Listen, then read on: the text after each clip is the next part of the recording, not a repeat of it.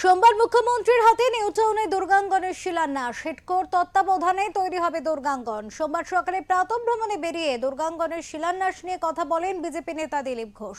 তিনি জানান, নির্বাচনকে লক্ষ্য রেখে কাজ করছেন মুখ্যমন্ত্রী। তবে দুর্গাঙ্গন নিয়ে একাধিক প্রশ্ন উঠছে। কি বলেছেন দিলীপ ঘোষ, শুনুন। শিলান্যাস করতে চলেছেন মুখ্যমন্ত্রী, কি ফলাফল কি হতে পারে?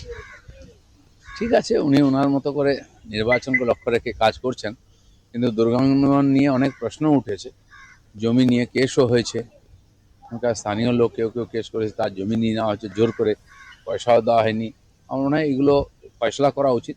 যদি কোনো ভালো কাজ করেন সবাই যেন তাতে খুশি হয়, সবাই যেন অংশগ্রহণ করতে পারে, করুন না। খালি রাজনৈতিক স্বার্থে ফটাফট করলে স্থানীয় মানুষের যে ক্ষোভ আছে সেটাকেও খেয়াল রাখা উচিত। অনেক লোক আমাদেরকে এসে কমপ্লেন করছেন যে আমাদের জমি নিয়ে নিচ্ছে, জোর করে তুলে দিচ্ছে।